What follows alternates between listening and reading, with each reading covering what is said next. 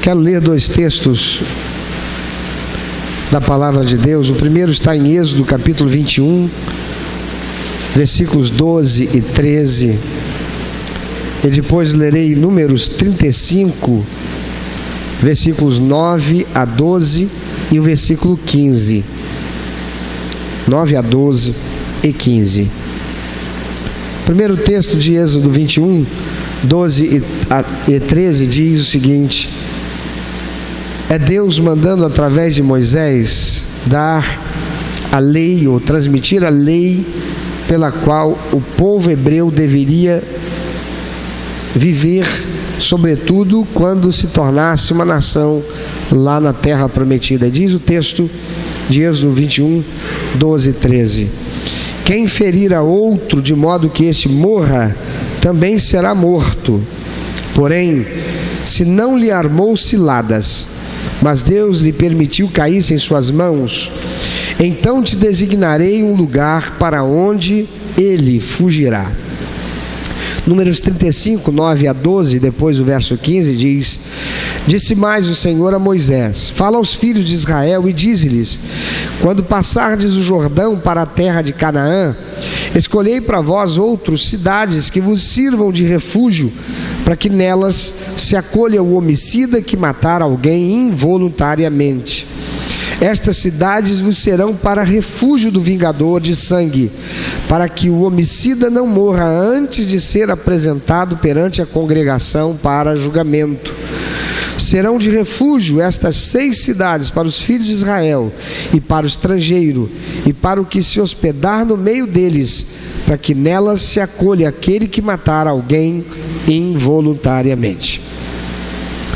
O que eram esses lugares chamadas cidades de refúgio? Quando Deus, através de Moisés, deu as leis ao povo hebreu que estava por entrar na terra prometida, nestas leis havia a exigência de que aquele que cometesse um crime deveria pagar na mesma moeda. Assim encontramos que o homicida deveria ser morto, e aquele que vingasse o sangue derramado seria dado por inocente, porque estaria cumprindo a lei que Deus estabeleceu e a deu através de Moisés. Não obstante, Deus providenciou para que não houvesse injustiça contra alguém que por acidente levasse à morte uma outra pessoa. É aquilo que em nossos tempos a lei chama de homicídio culposo. Aquele em que o praticante do homicídio não teve a intenção de matar. Então estabeleceu Deus que quando eles entrassem na terra prometida, 6 cidades deveriam ser separadas e passassem a ser chamadas cidade de refúgio, para onde estes homicidas pudessem fugir. Diferentemente das aldeias que não possuíam cerca, as cidades de refúgio eram chamadas cidades porque elas tinham um muro que as circundava, protegendo-as de invasões. Então, por exemplo, se 2 homens saíssem para cortar lenha e o ferro do machado de um escapasse e atingisse o outro homem, e este viesse a morrer, aquele que usou o machado se tornaria um homicida involuntário, e por isso mesmo sujeito ao vingador do sangue, porque estavam apenas ele e o outro lá. Não houve um testemunho para dizer: não, foi sem querer, ele não teve nenhuma culpa nisso. Porque poderia ser que alguém da família do que morreu pudesse pensar que alguma desavença tenha existido entre eles e aquele matou o seu parente, e assim o homicida poderia vir ser morto, sujeito ao vingador do sangue, seja este um parente que quisesse vingar a morte do seu ente querido, ou mesmo um outro que o quisesse fazer para cumprimento da lei. à luz da lei estabelecida por Deus, aquele que vingasse o sangue derramado não seria culpado de assassinato, porque ele estaria obedecendo à lei, vingando o sangue derramado. Mas se o homicida então fugisse para a chamada cidade de refúgio, o vingador não poderia entrar naquela cidade e vingar o sangue derramado enquanto o homicida não fosse julgado e não fosse condenado. Você deve se lembrar do Salmo 23, quando o salmista diz em determinado momento: prepara uma mesa, ele pede ao Senhor, dizendo: prepara uma mesa perante mim, na presença do meu inimigo. Ou seja, o inimigo está vendo, mas não pode me alcançar. O inimigo está me vendo cear a mesa, mas por mais que ele queira me matar, ele não tem como estender o braço e me alcançar. Ele está falando algo que aqueles que estão lendo estão entendendo. Por quê? Porque só o Senhor é Deus, e só Ele conhece o coração de cada um, e só Ele pode atestar a verdade, sem mescla de erro. Enquanto alguns poderiam considerar culpado aquele que tudo indica realmente cometeu o crime. Mas se o homicida então fugisse para uma cidade de refúgio, o vingador não podia entrar naquela cidade para vingar o sangue derramado enquanto o homicida não fosse julgado e condenado. Lá na cidade de refúgio não entraria qualquer um que tivesse cometido um homicídio, por exemplo. Havia qualificações específicas para aqueles que buscassem a cidade de refúgio. Eles teriam que chegar à porta da cidade, serem ouvidos pelos anciãos daquela cidade, que iriam ouvir o seu caso, e se eles julgassem a possibilidade dele verdadeiramente ser inocente, ele então seria admitido àquela cidade. Caso contrário, eles tomariam uma decisão diferente. E quando agora admitido para entrar na cidade de refúgio, se após tudo ser apurado, ficasse provado que o homicídio foi doloso, ou seja, o homicida teve a intenção de matar, houve portanto um crime, o homicida era entregue para ser sentenciado à morte e ser morto, à luz do que a lei exigia. Mas se porém ficasse provado que o homicida foi culposo, ou seja, matou em legítima defesa ou por acidente, então a cidade lhe ofereceria asilo e ele deveria ficar ali até que o sumo sacerdote morresse. Então, e só a partir de então, quando esse sumo sacerdote morresse, o homicida estaria seguro e ninguém poderia matá-lo, uma vez que ele foi preservado na cidade de refúgio. Mas se ele deixasse a cidade antes do falecimento do sumo sacerdote, a sua vida corria perigo e seria de total responsabilidade dele, porque a qualquer momento o parente daquele que fora morto poderia vingar o sangue derramado, porque ele não estava mais dentro da cidade de refúgio. Mesmo depois da morte do sumo sacerdote, o homicida inocentado poderia enfim voltar à sua casa sob a proteção das autoridades lá de onde ele morasse, mas ainda assim ele corria o risco, porque poderia ser que aquele que quisesse vingar a morte do seu ente querido, mesmo agora não estando debaixo da lei, o fizesse aí sim cometendo um assassinato, que viria a ser submetido às exigências da lei. Algo a ser notado aqui é que aquelas cidades de refúgio não eram apenas para os israelitas, e as leis que Deus deu através de Moisés tinham como objetivo e como alvo o povo de Deus, a nação que viria a se chamar Israel lá na terra de Canaã.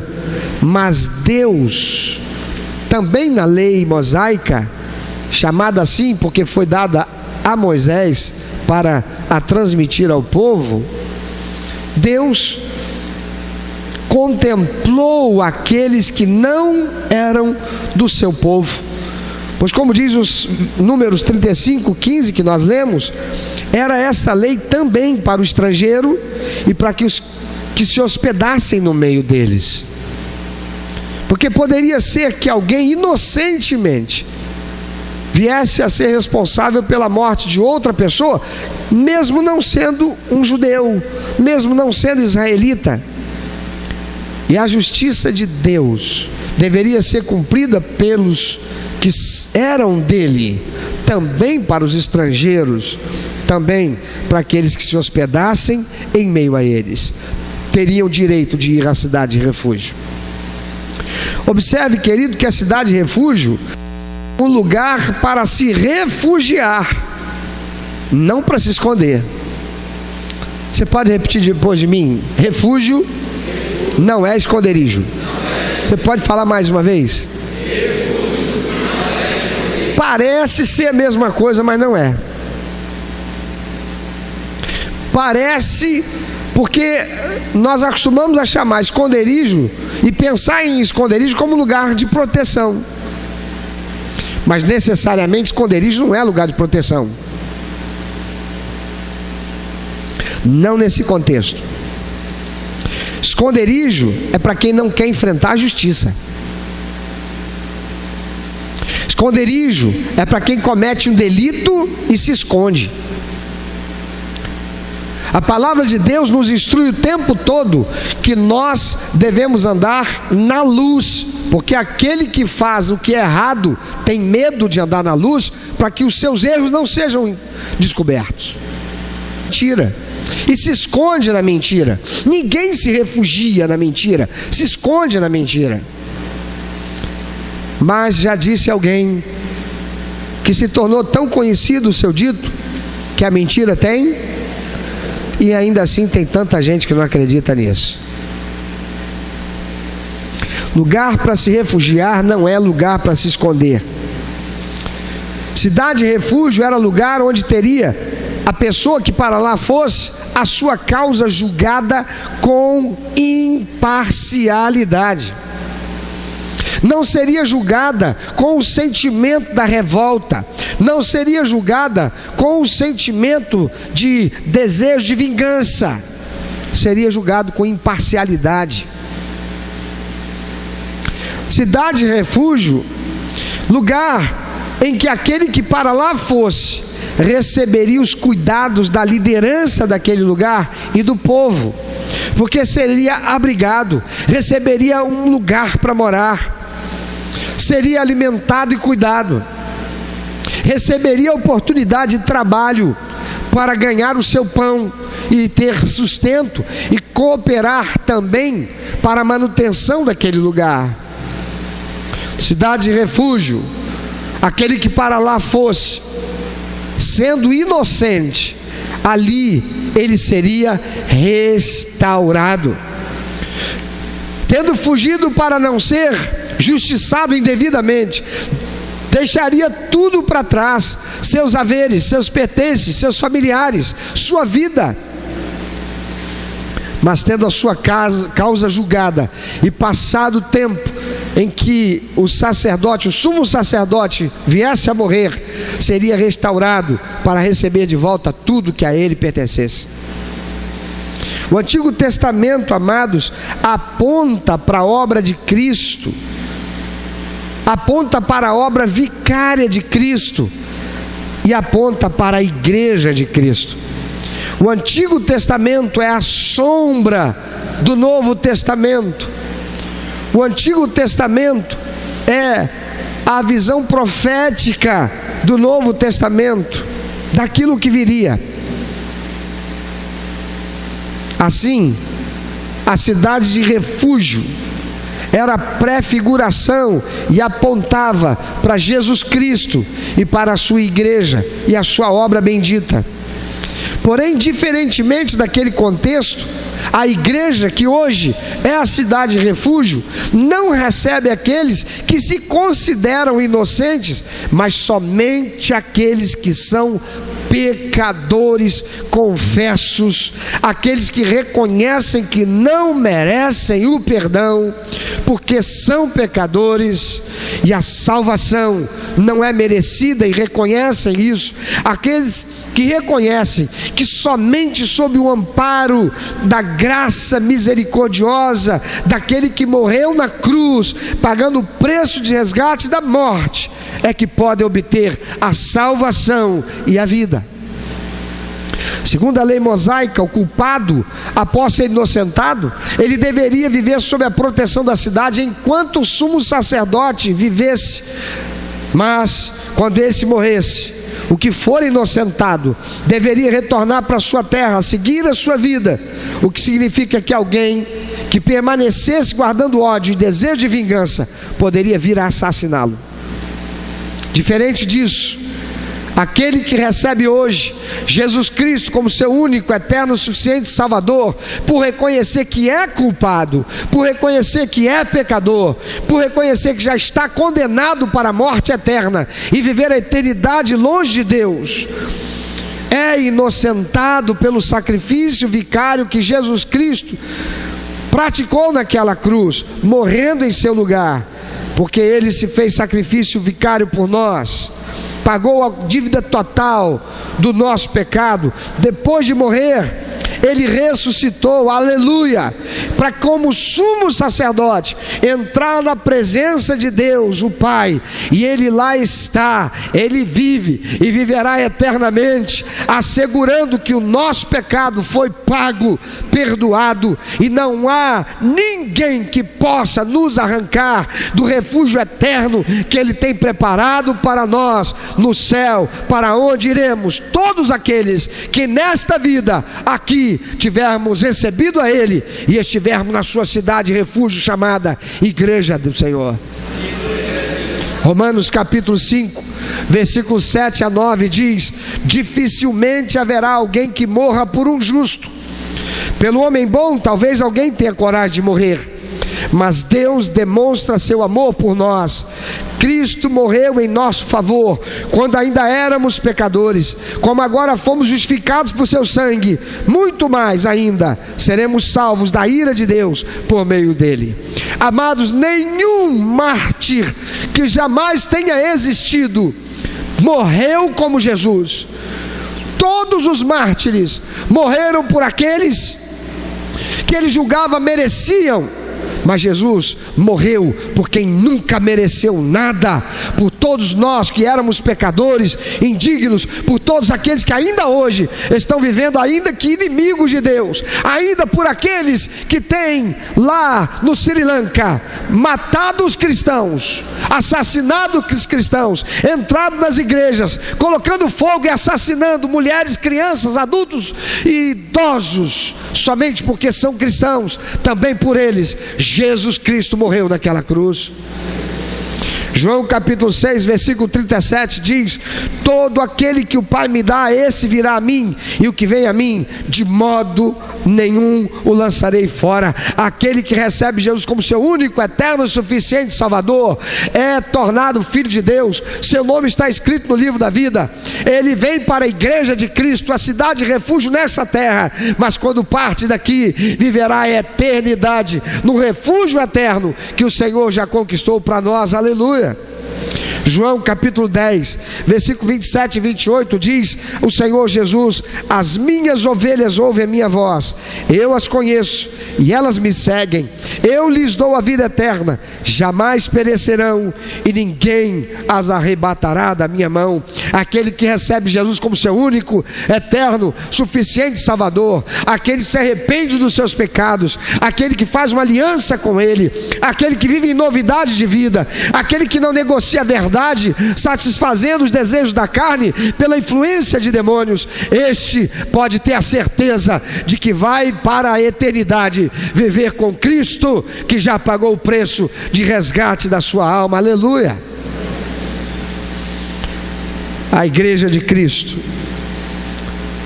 A igreja foi instituída pelo Senhor Jesus. Diferente do que muitos estão dizendo por aí, a denominação batista é criação de homens. A denominação Assembleia de Deus é criação dos homens. A denominação, seja ela qual for, é criação dos homens. Mas a igreja é criação de Deus. Em Mateus 16, 18 está registrado a respeito da declaração de Pedro de que ele, Jesus, é o Cristo, Filho de Deus vivo. E Jesus afirmou: e sobre esta pedra, ou seja, essa declaração inabalável de que eu sou o Cristo, Filho do Deus vivo, edificarei a minha igreja. Igreja é lugar de refúgio para aquele que quer e para aquele que se entrega ao senhorio dele, Jesus Cristo. A igreja é a cidade de refúgio para todo aquele que creu em Jesus e confessou-se pecador e imerecedor da salvação e da vida eterna, e por fazer aliança, recebendo-o como seu único, eterno e suficiente Salvador, foi perdoado, foi tornado filho de Deus, pois Jesus já pagou o preço e se fez sumo sacerdote que vive e viverá para sempre, garantindo a segurança eterna para aquele que estiver nele. Mas tem muita gente que pensa que está e não está. Observe que aquele que fugia para se refugiar, ele seria julgado. Ele entraria na cidade, ele permaneceria lá até que tudo fosse apurado.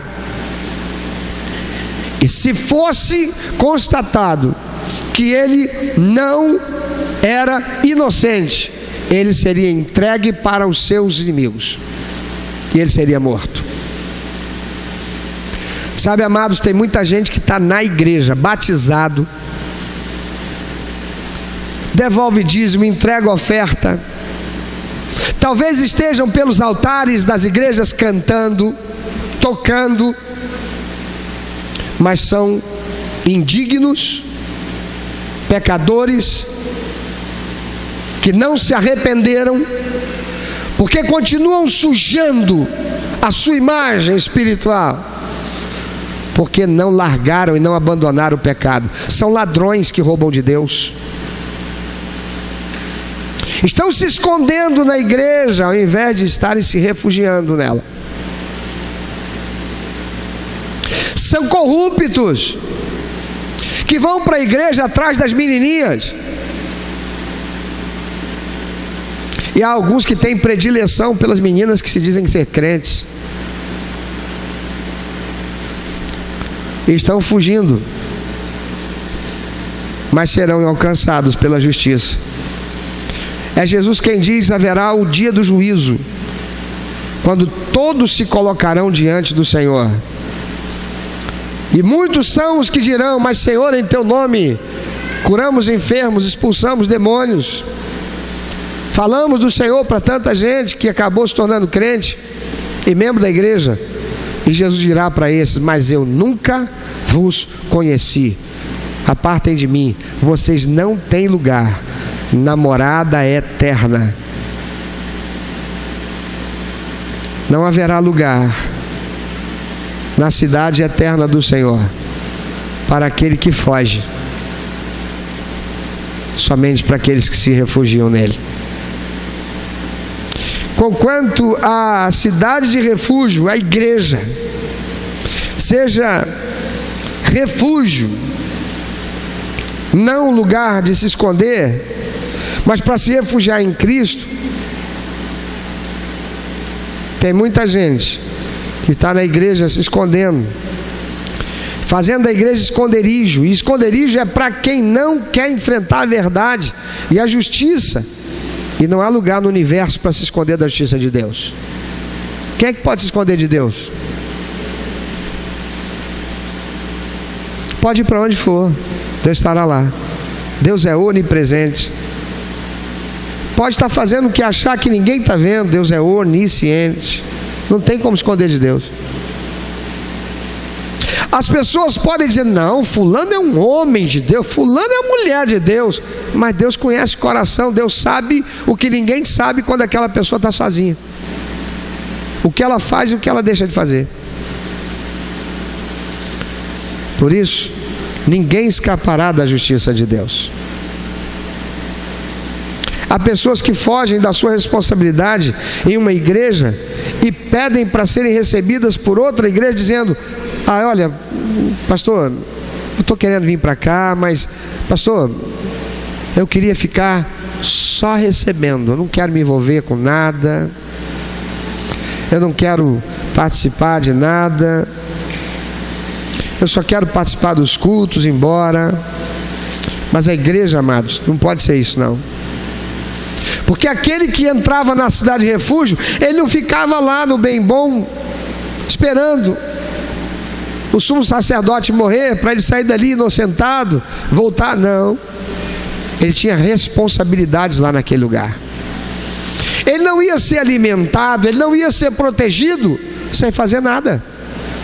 Ele teria que assumir responsabilidades como cidadão daquela cidade, enquanto sua causa não viesse a ser julgada, e até ser julgada, e depois dela. Mas tem gente que vai para a igreja e não quer fazer nada. Há pessoas ainda que não são nem por essa razão, mas porque foram feridas, foram machucadas, foram traumatizadas por um outro lugar chamado igreja, cidade de refúgio.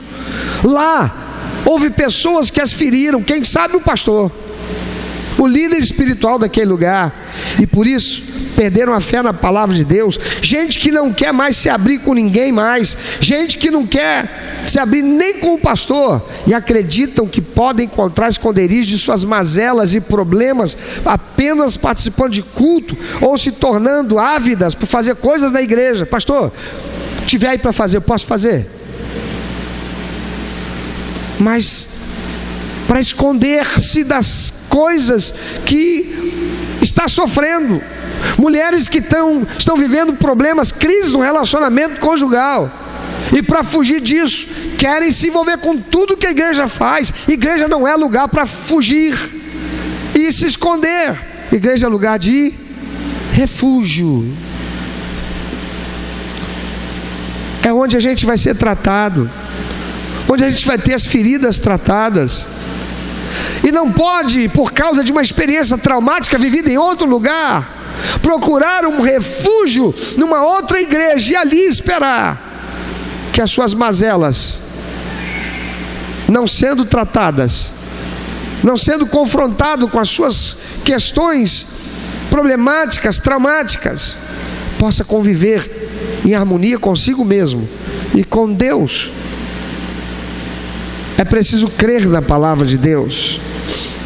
Pessoas assim não serão transformadas, serão melindrosas, serão incomunicáveis, pessoas que não farão parte do convívio, pessoas que apenas estarão lá, mas não participarão. E Deus não criou a igreja para ser lugar de esconderijo de ninguém, porque na igreja do Senhor não há ninguém que seja são, que não tenha o que ser tratado. A igreja do Senhor é lugar de pessoas imperfeitas, que receberam Jesus como único e até suficiente Salvador, e estão numa caminhada de fé para se tornarem melhores a cada dia do que foram no dia anterior, tendo Jesus como alvo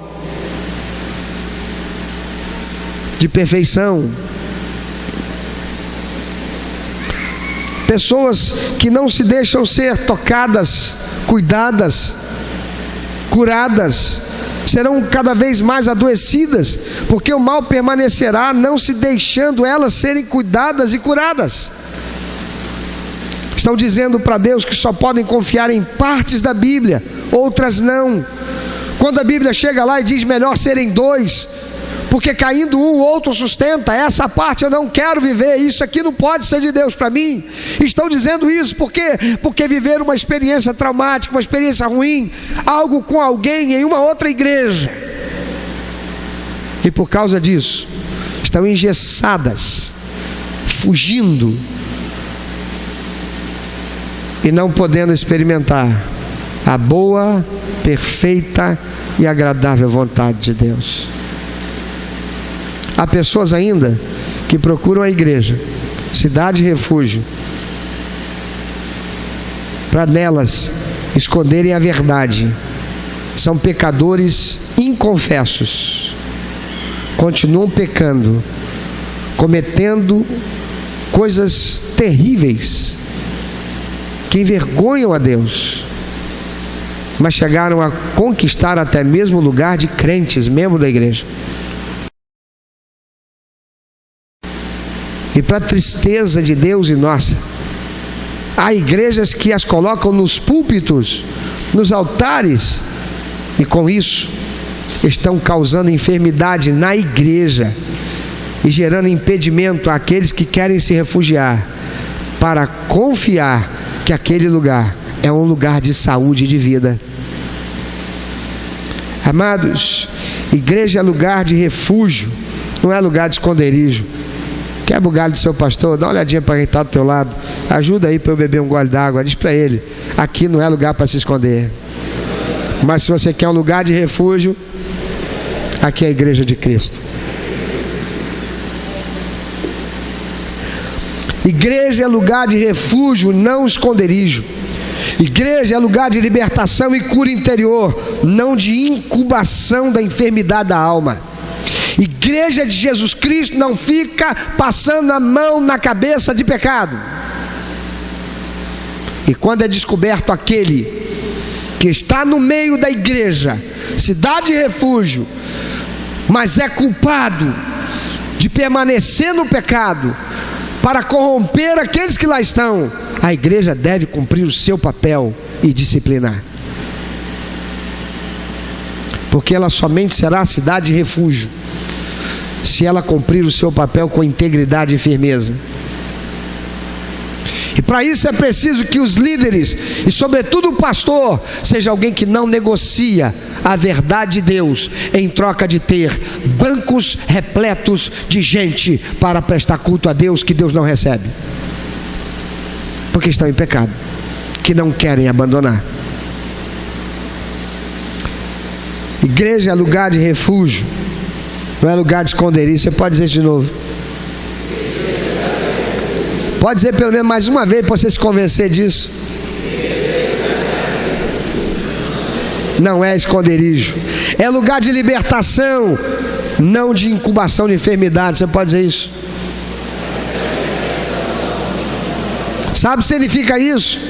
Se tem pecado e o pecador não quer se arrepender, o lugar dele não é na igreja, porque o lugar de bandido é na cadeia. Sim ou não? O lugar de enfermo é onde? É na cadeia ou no hospital? Se você está assim, você veio para o lugar certo, porque a igreja é lugar de refúgio, não para se continuar aprisionado naquilo que impede de viver a vida abundante que custou o sacrifício de Jesus na cruz. Por isso, meu amado, receba todo o benefício da cruz, porque está escrito em Provérbios 28:13: o que encobre as suas transgressões nunca prosperará, mas o que as confessa e deixa alcança misericórdia. E aqui nesse lugar, na primeira igreja batista em Belfor Roxo, nós queremos ser a comunidade viva de cristãos comprometidos em sermos um lugar de vida para todos os que acorrerem em busca da salvação, que só é possível em Cristo Jesus, da libertação e cura interior que se faz necessário dessa pessoa à disposição para ser tocado pela graça, pelo cuidado e pelo favor do Senhor. A cidade de refúgio, a igreja para você e para sua família. E isso é o que nós queremos ser aqui, porque nós fomos alcançados pela maravilhosa graça do Senhor, e nós queremos que você também seja.